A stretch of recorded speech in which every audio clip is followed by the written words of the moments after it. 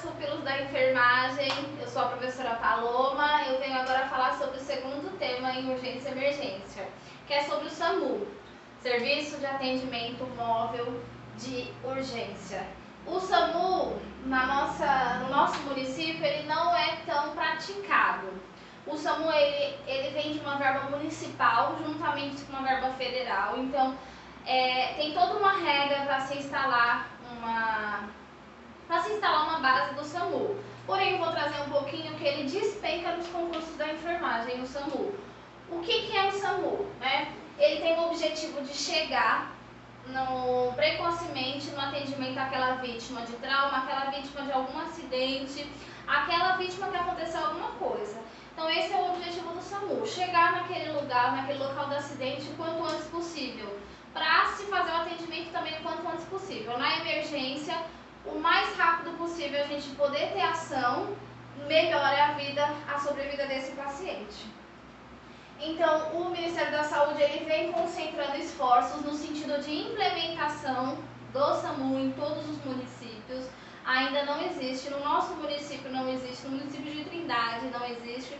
O mais próximo daqui do município de Araripina, que pelo pouco que eu fui falando com o pessoal, o mais próximo que existe não é nem daqui do estado de Pernambuco, é do estado de Piauí, que é em Simões. Só que o de Simões não pode estar vindo para o estado de Pernambuco, porque é uma verba federal e estadual, então ele não pode estar vindo para o de Pernambuco.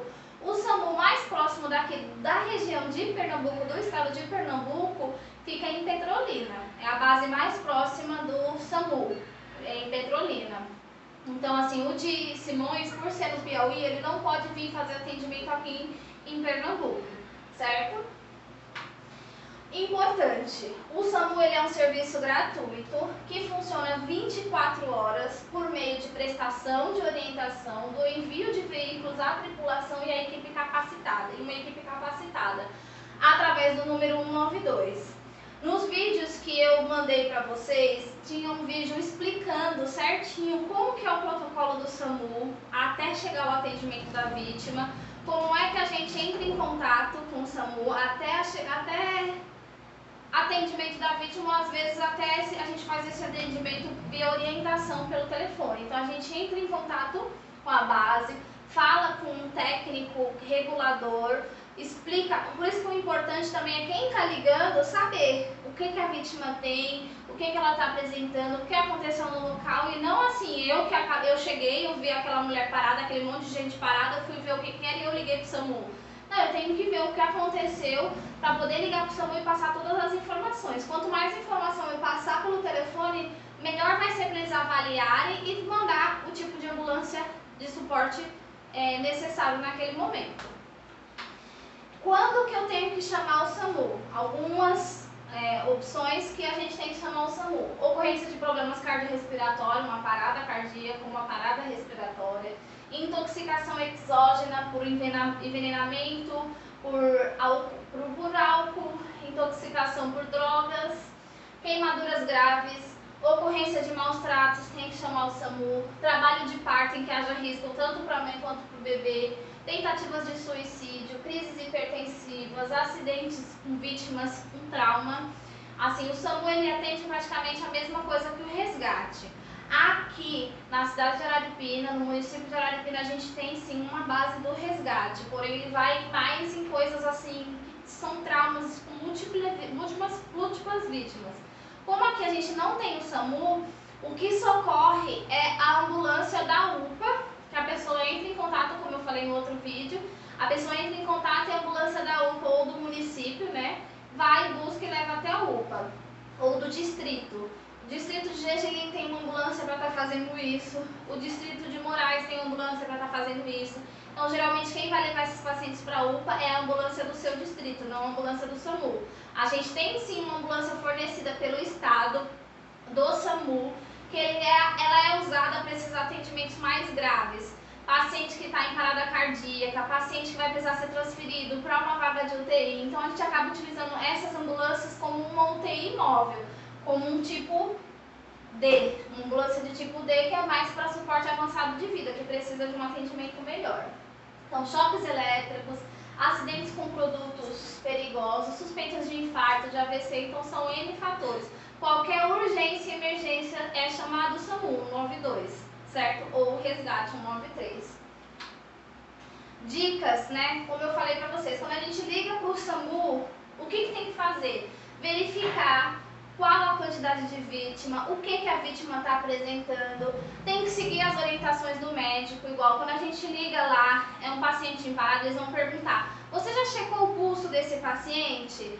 Você já checou a responsividade desse paciente? Você já checou a respiração desse paciente para saber se realmente está em parada cardíaca? Ele vai ensinar a pessoa que está no telefone verificar esse pulso, ele vai dar as orientações, e essas orientações são muito importantes para dar esse primeiro atendimento até a chegada da ambulância na vítima. Então é demorado, é um pouco demorado, demora mais ou menos uns 10 minutos a pessoa no telefone com você, e quanto maior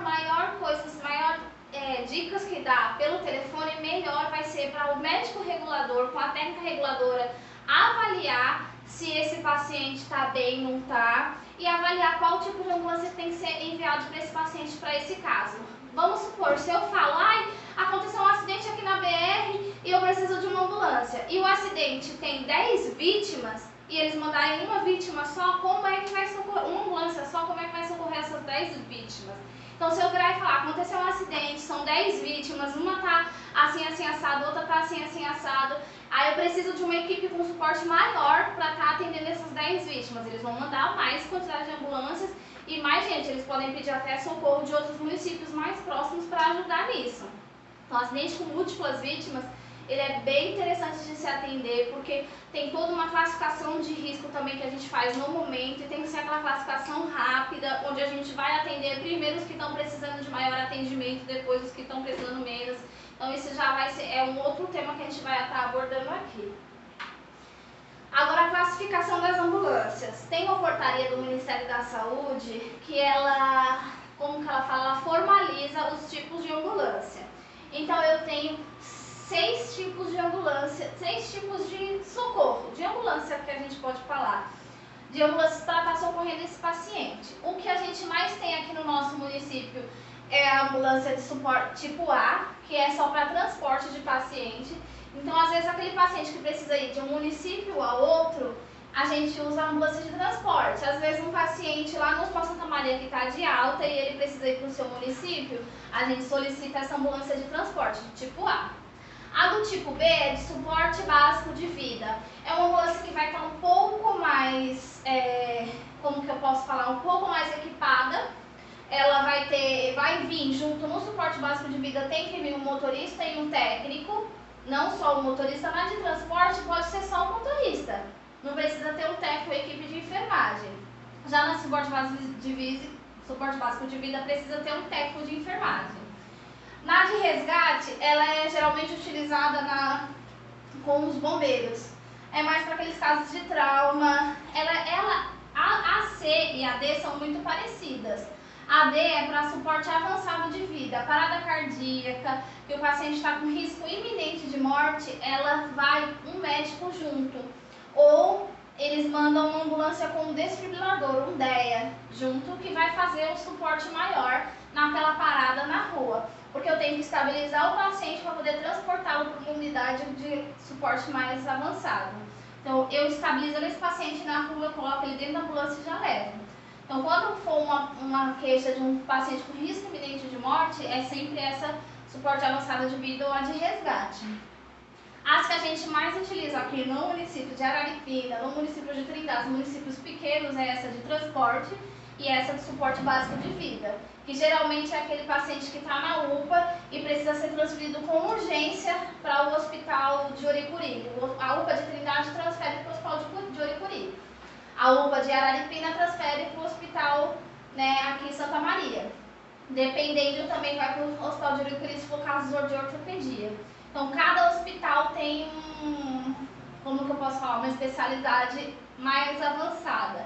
Então, o Hospital Santa Maria ele tem suporte para retaguarda, para casos menos graves. O Hospital de Oricuri tem suporte para ortopedia. Então, a UPA tem toda essa relação de regular esse paciente e aí eles vão ver qual transporte que vai se encaixar. Esses 2 últimos transportes, eles são mais utilizados, eles ficam mais assim em Brasília. E quando necessita, vai para o estado que precisa. a aeronave médica, que é helicóptero, avião, todo equipado para estar levando um paciente. A aeronave médica, ele tem um custo muito alto. Nesses 3 meses que eu estou trabalhando aqui no Santa Maria, já aconteceu 2 vezes de vir a aeronave médica para transferir RN, recém-nascido, que o hospital não tem suporte para ficar, que precisa de uma UTI neonatal.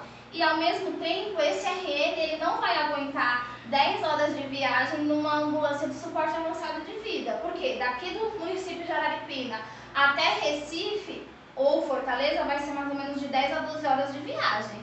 Então eu não consigo ficar com um recém-nascido que precisa de uma UTI neonatal dentro de uma ambulância de suporte avançado de vida durante 12 horas de viagem. Aí o SUS, nosso bendito SUSão, que graças a Deus temos ele bancou um suporte de aeronave médica. É um suporte muito caro, tanto de aeronave quanto de embarcação.